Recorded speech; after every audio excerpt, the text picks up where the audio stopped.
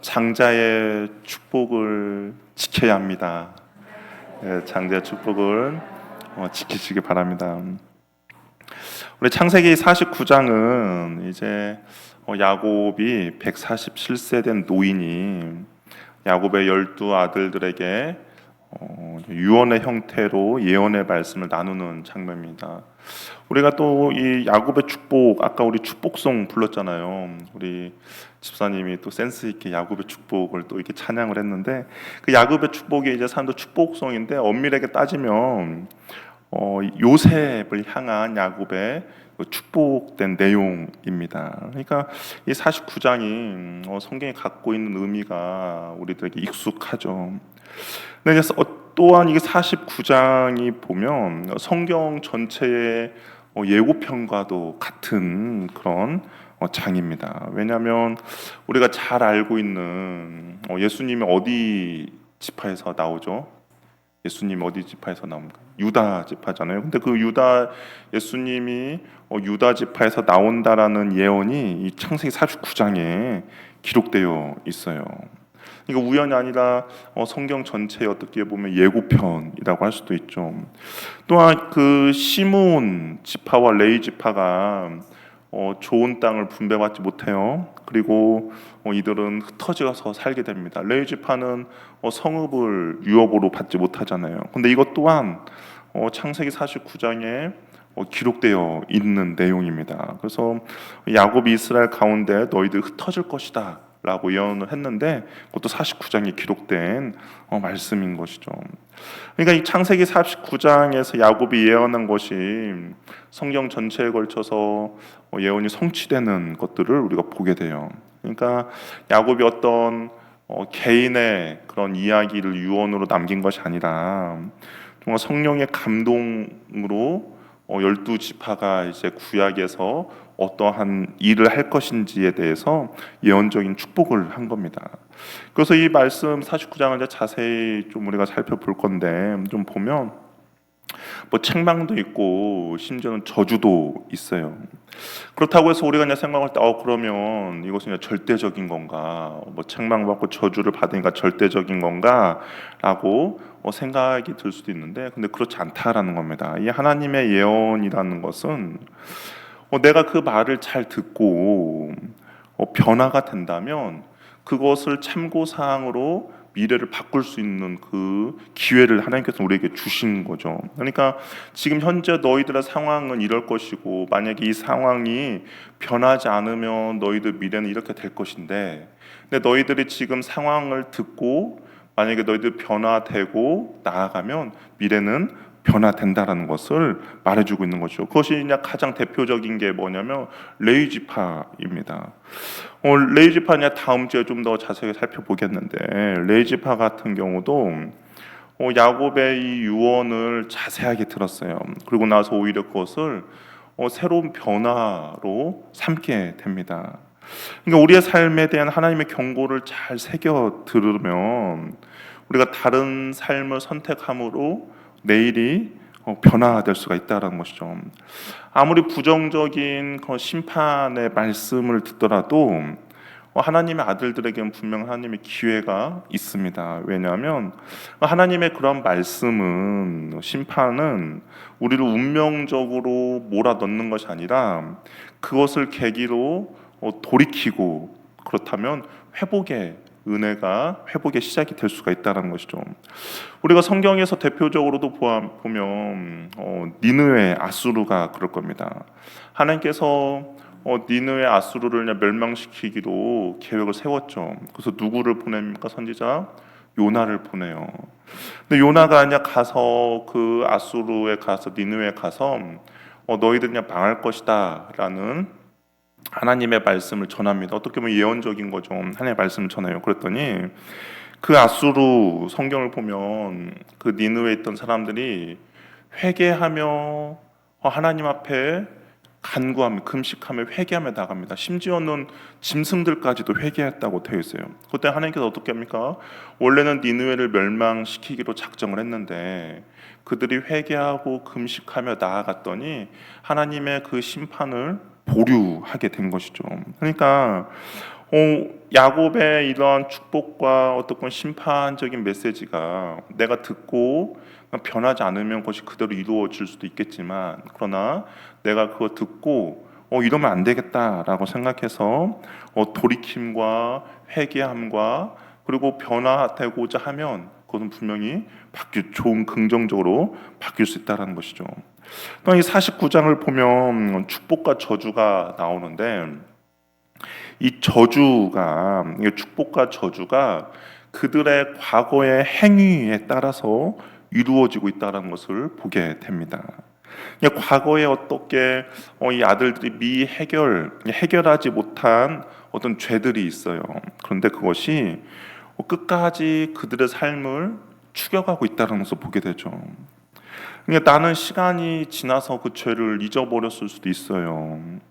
그러나 그것이 내가 잊어버렸다고 해서 그 죄의 영향력에서 벗어난 것은 아니다라는 겁니다. 과거 해결하지 못한 나의 삶의 문제가 현재 내 삶의 열매로 나타나게 되는 것이죠. 그렇기 때문에 미래에 관심을 갖는 것도 우리에게 중요하지만, 또 한편으로는 지금 현재 내 삶 가운데서 좋지 않는 어떤 열매들이 맺어지고 있다 그러면 우리는 미래가 나한테 그런 일이 벌어지지 않으면 좋겠다라고 생각하는 것이 아니라 내 과거를 한번 살펴봐야 한다는 것이죠. 혹시 내 과거 가운데 죄의 그런 어떤 결과로 인한 현재 열매가 맺어지고 있지는 않는지를 우리는 한편 살펴보아야 한다라는 겁니다. 그래야만이 우리의 미래의 삶도 변화될 수가 있다는 것이죠. 앞으로 잘 해야지가 아니라 지금 현재 상황에서의 삶을 변화시키고, 그럼 현재의 삶을 변화시키기 위해서는 과거의 삶을 되돌아보고 그래야만이 우리의 미래도 변화될 수가 있다라는 겁니다. 야곱의 12 아들들 가운데 가장 고귀한 축복을 받은 아들은 누구냐면 네 번째 아들 유다예요.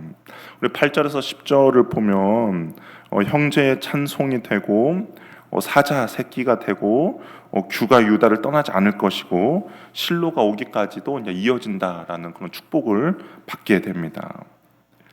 그리고 실로는 화평을 가져오는 자, 화평케 하는 자는 뜻으로 예수님을 상징을 하거든요.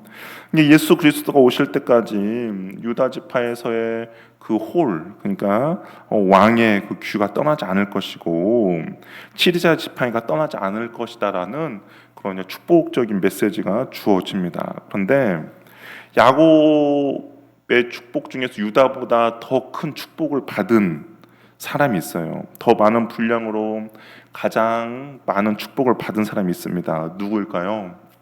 요셉이에요. 49장에서 요셉에 관해서만 22절에서 26절까지 5절에 할당되어 있습니다. 그리고 요셉에 관해서 야곱이 이야기하면서 보면 복이라는 단어가 7번이나 등장해요. 실질적으로 야곱에게 있어서 장자의 축복이 누구한테 넘어갔다는 것을 보게 됩니까? 요셉에게 넘어갔다는 걸 보게 되죠. 12지파잖아요. 근데 장자는 2몫을 받거든요. 2몫을 받는데 요셉은 어떻게 됐습니까? 저번 주에 누가 축복을 받았죠? 요셉의 아들들이 축복받았잖아요. 에브람하고 므낫세가 축복을 받았습니다. 그러면서 야곱이 원래는 이들은 그냥 손자로 남아 있었는데 야곱이 내가 너희들을 루벤과 시몬처럼 나의 아들로 받아들이겠다라고 이야기를 했습니다. 그러니까 2 몫을 요셉은 받은 거예요. 그러니까 더 큰 축복을 받은 것이죠. 그래서 야곱은 이게 아들들에게 축복을 선언한 방식은 그의 아버지 이삭이 몰래 장막에서 했던 방식과는 대조적이에요. 그런 야곱은 이제 이들 한 곳에 모아놓고 공개적으로 축복을 선언합니다. 우리가 먼저 오늘은 한번 루벤을 좀 살펴보려고 해요. 우리 3절 말씀 한번 읽어보도록 하겠습니다. 3절 한번 읽어볼게요. 시작.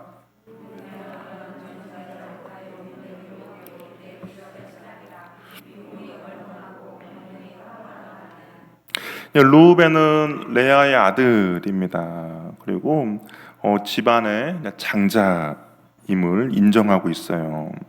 내 능력이고 내 힘의 시작이라고 이야기합니다. 그리고 이품이 월등하고 권능이 탁월하다라고 이야기해요. 그러니까 야곱의 첫 열매가 이 루벤이죠. 장자로서 다른 형제들 사이에서 존귀한 위치에 있었습니다. 이스라엘 사람들은 자신의 능력이나 힘이 장자에게 주어진다라고 생각을 했어요. 그래서 장자에게 큰 의미를 두고 장자를 자랑스럽게 생각을 했습니다. 우리 이삭이 그랬죠. 이삭이 그 아들 야곱보다 그의 형 에서를 더 좋아했어요. 어찌 보면 장자라서 그 마음이 더 갔던 것이죠. 특별히 하나님의 언약을 받은 아브람 가문에서 이 언약의 계승자로 이 장자가 갖는 의미는 더욱더 중요합니다. 왜냐하면 이 장자가 되면 그 아브람을 통하여서 어떤 게 되냐면 그 가정의 대표가 됩니다. 그 가정의 대표가 된다라는 것은 그냥 단순히 어떤 유산을 두 몫으로 받는 것이 아니에요. 그것은 하나님께 제사를 드릴 수 있는 제사권을 갖게 돼요. 야곱이 그 장자권을 얻으려고 한 것도 그냥 단순히 아버지의 축복을 두 배로 받는다라기보다는 그 장자권 안에 들어있는 하나님께 제사를 드리는 그 제사권이 더욱더 소중했기 때문인 것이죠. 나중에 세월이 흘러서 모세 시대에는 제사장, 왕, 선지자가 분리가 되어서 각자의 역할에 충실했지만 족장 시대에만 하더라도 이 장자들은 하나님께 예배를 드릴 수 있는 그 제사권을 장자만이 갖고 있었습니다. 또한 장자가 되면 육적인 복을 다른 형제들보다 두 몫을 받게 돼요. 아버지 소유의 재산의 두 몫을 장자가 얻게 됩니다. 그러니까 이게 장자는 영적으로도 그리고 육적으로도 복을 받고 태어난 사람이죠. 근데 야곱은 이 장자권을 얻기 위해서 정말 많은 고생을 했죠. 에서는 그 장자권을 그냥 중요하게 생각하지 않았지만 야곱은 그 장자권 하나 얻으려고 정말 생고생을 했습니다. 아버지도 속이고 형 에서를 피해서 도망해야 했고 삼촌 라반에게 속아서 20년이나 고생을 했어요. 어렵게 해서 얻은 장자권이었습니다. 이와 달리 루벤은 어찌 보면 금수저를 물고 태어났다라고 할 수 있죠. 근데 이 모든 것들이 무용지물이 됐어요.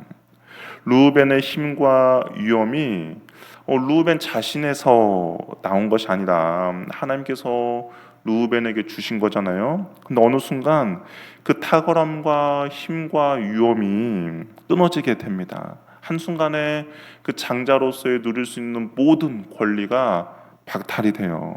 그러면서 4절에 보면 야곱이 루벤에게 뭐라고 이야기하냐? 너는 탁월하지 못하다라고 이야기합니다. 3절에는 네 기력의 시작이 위풍이 월등하고 권능이 탁월하다라고 했는데 너는 4절에서 넌 탁월하지 못하다라고 이야기를 하고 있어요. 그러니까 루벤은 지금 탁월성이 없어졌습니다. 무늬만 장자로 남게 돼요. 그 예로 우리가 창세기를 쭉 살펴봤지만 창세기 37장을 보면 요셉이 도단에 있는 형들을 찾아왔습니다.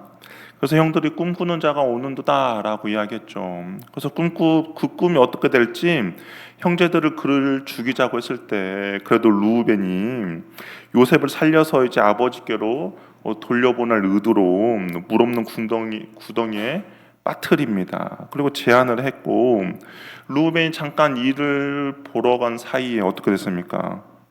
유다가 저희를 하는 것보다 노예로 팔자라고 해서 이스마엘 상인들에게 팔아버리죠.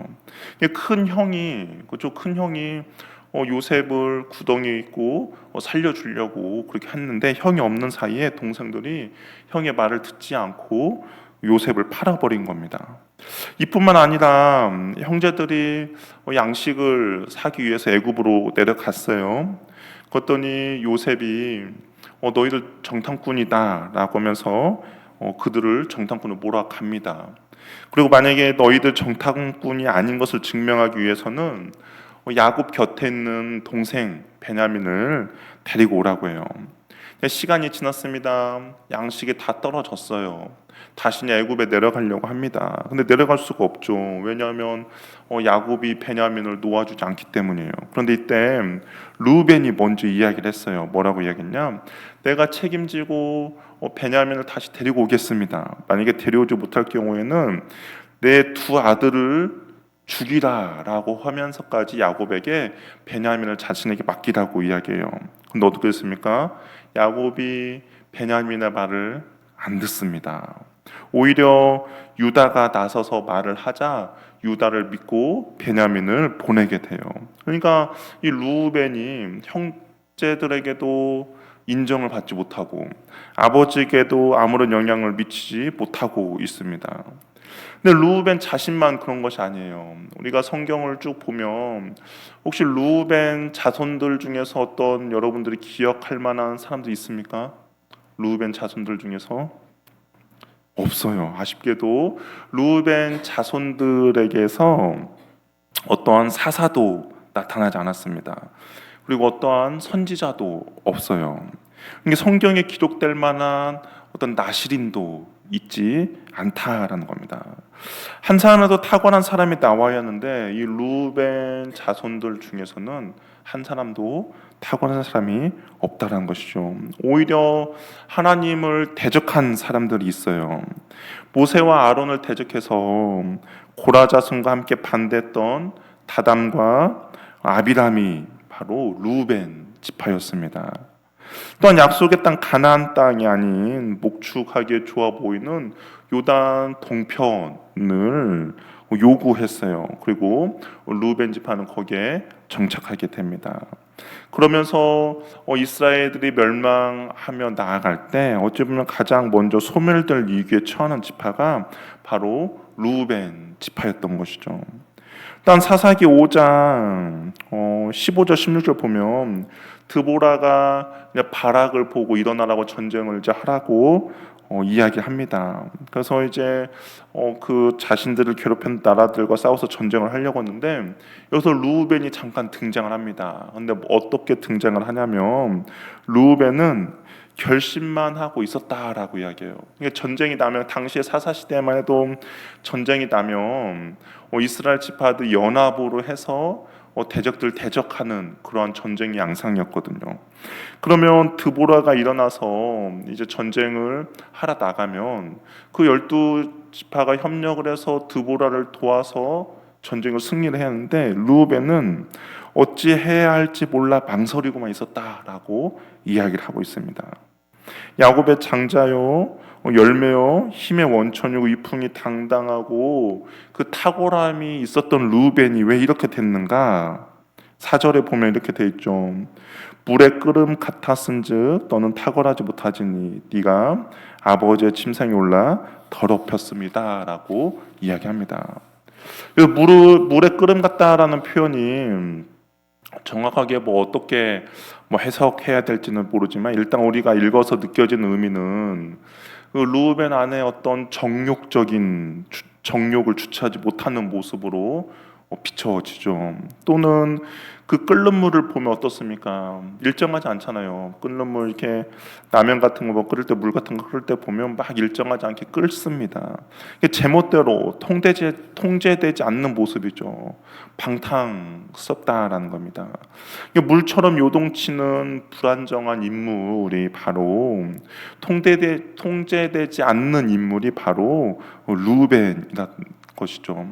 자신의 본성을 제어함 없이 끌어오르는 욕구대로 그냥 마음대로 살아버렸음을 이 루벤을 이야기하고 있습니다.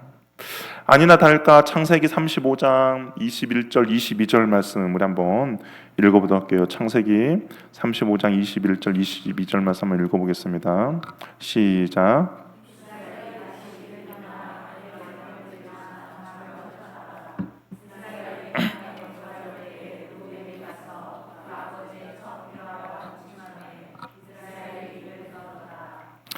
루벤이 그의 탁월함과 그의 위풍당당함 그것들을 잃게 되는 결정적인 것이 바로 그의 아버지 첩 비라와 동침하기 시작했다라는 겁니다.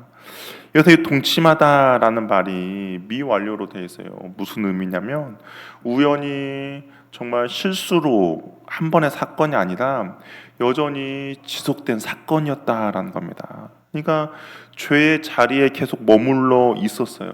그리고 꼬리가 길면 잡힌다라고 그 꼬리가 길어서 그것이 야곱도 듣게 된 겁니다. 결국 탁월하고 이풍이 당당하고 월등한 루벤이었지만 물의 끓음 같은 그의 정욕으로 인해서 모든 것을 빼앗기게 되었다라는 것이죠. 더 이상 탁월한 지위를 누릴 수 없게 된 것입니다. 순간적인 육신의 욕망을 제어하지 못한 결과 장자권을 박탈되는 엄청난 결과를 초래하게 되었다는 거예요. 내게 주어진 좋은 지위, 하나님이 주신 정말 탁월한 은사들이 나의 정욕을 위해서 사용될 때 하나님께서는 그것을 거두어 가신다라는 것이죠. 대표적인 인물로 구약 성경을 보면 삼손이 그랬죠. 태어날 때부터 나실인이었습니다. 어찌 보면 정말 태어날 때부터 하나님의 택함을 받은 사람이었어요. 근데 어떻게 됩니까? 결국 정욕에 사로잡히다 보니 하나님이 그에게서 떠나게 됐죠. 그리고 그의 모든 것을 다 잃어버리게 되었습니다. 심지어는 그 자신의 두 눈도 뽑히는 그런 결과를 가져오게 됐죠. 다윗도 마찬가지죠. 요즘 우리가 사무엘하를 묵상하고 있는데 다윗도 정욕을 참지 못하고 우리아를 죽이고 그의 아내를 빼앗아 그리고 아내를 삼는 악행을 저질렀습니다.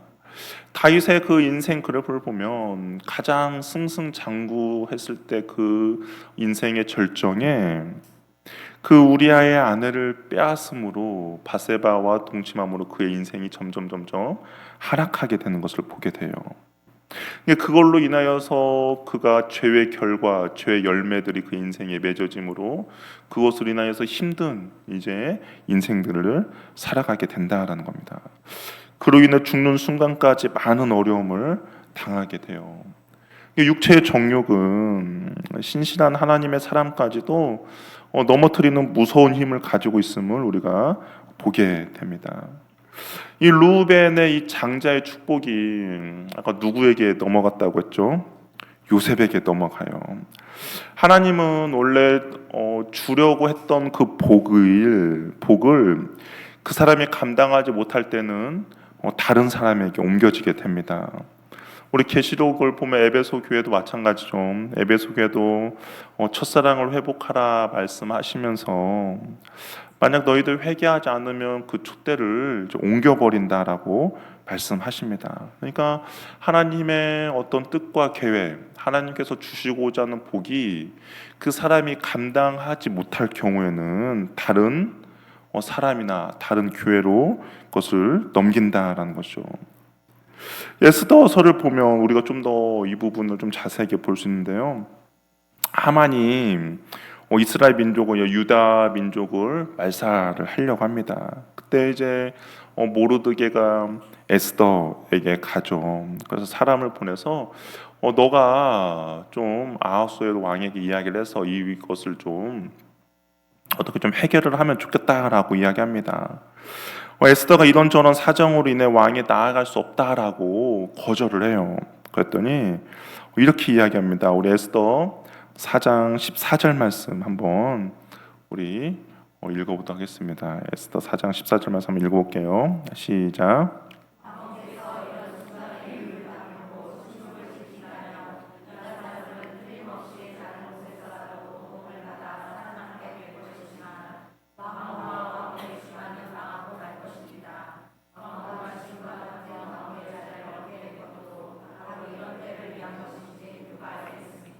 예, 이건 쉬운 성경으로 한 거예요. 쉬운 성경 하니까 좀 더 의미가 명확한데요. 여기 보면 지금 왕비가 잠잠히 있다 해서 그냥 끝나는 것이 아니라 유다 사람들은 틀림없이 다른 곳에서라도 도움을 받아 살아남게 될 것이다 라고 이야기합니다. 그러니까 하나님의 뜻과 계획이 유다 사람들을 구원해 줄 건데, 근데 너를 통해서 그 일을 하기를 원하는데 만약에 너가 그것을 반대하고 그런다면 이것이 하나님의 뜻과 계획이 멈추고 사라지는 것이 아니라 뭐라고요? 다른 사람을 통해서라도 해방과 구원을 얻게 될 것이야. 그러니까 너가 이 일을 이때를 위함일 수도 있으니까 너가 한번 이 일을 해결해라고 이야기를 하는 것이죠. 하나님의 뜻과 계획은 사라지거나 멈추지 않아요. 그러면 하나님께서 야곱을 통하여서 주시고자 하는, 야곱의 자녀들에게 통하여서 주시고자 하는 그 장자의 직분이 르우벤에서 요셉에게로 넘어갔다라는 것이죠. 그럼 우리가 이제 이렇게 생각할 수가 있죠. 그러면 시몬도 있고, 그렇죠? 레위도 있고 유다도 있는데 왜 이쪽으로 넘어갔을까라는 생각이 들 수도 있습니다. 우리 한번 역대상 5장 1절 2절 말씀 우리 한번 같이 읽어볼게요. 역대상 5장 1절 2절 말씀입니다. 한번 읽어볼게요. 시작.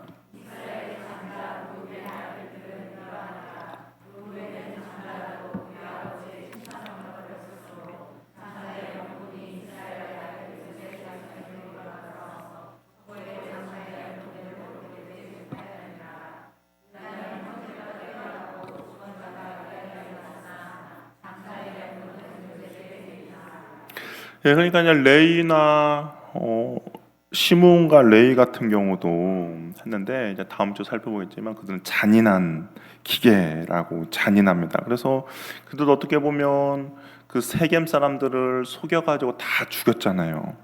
그러니까 그 과거의 죄로 인하여서 그들도 장자의 그것을 축복을 받지 못합니다. 근데 여기 보면 장자의 명분이 요셉에게 갔다라고 이야기해요. 루벤은 유명무실한 자가 되었죠. 유다도 다른 형제들보다는 뛰어났고 주권자, 그러니까 왕이 유다 지파에서 일어났지만 그도 장자의 축복은 받지 못합니다. 그러면서 11번째 아들 요셉이 장자가 되었다라고 말을 해요. 그런데 아까 말씀 한번 다시 좀 또 보여주실래요? 말씀 다시 보여주면 이 가만히 보면 이 세 사람의 공통점이 있어요. 어떤 공통점이 혹시 보입니까? 여기 나오는 루벤, 유다, 요셉, 이게 어떤 공통점이 있어요. 어떤 공통점이 있습니까? 안 보이나요? 그냥 한글만 보이나요? 여기 세 명의 공통점이 있는데 무엇이냐? 여자로부터 성적인 유혹의 사건들이 있었다라는 겁니다. 그렇죠? 루벤은 야곱의 첫 비라와 있었고요. 유다는 어떻습니까? 창녀 복장을 한 그의 며느리 다말과 그런 부적절한 관계가 있었어요. 요셉도 그런 유혹이 있었죠. 보디발의 아내에게 유혹을 받았어요. 그런데 이 루벤과 유다는 어떻게 됐어요? 결국 유혹에 넘어갔죠. 그런데 한 사람 요셉은 그 자를 피함으로 자신을 성결하고 거룩하게 지켰다라는 겁니다. 어떻게 보면 이 장자를 하나님께서 누구에게 주실까를 달아 보셨을 수도 있죠. 루벤에게 주려고 했는데 루벤은 넘어졌어요. 그 다음에 유다가 그 다음 사람이었죠. 근데 유다에게도 주려는데 유다가 넘어졌죠. 근데 요셉은 자신을 지켰다라는 겁니다. 그러니까 누가 자신을 정결하게 지킬 것인가의 테스트에서 요셉이 통과하게 되었고, 루벤에게 주었던 모든 영적인 힘과 위엄과 탁월성을 모두 요셉에게 옮겨지게 되었다라는 겁니다. 그래서 다른 형제보다 뛰어난 유다도 장자의 이 명분을 얻지 못했어요. 히브리서 12장 23절을 보면 이렇게 이야기합니다. 우리 히브리서 10장 23절 말씀 한번 읽어볼게요. 시작.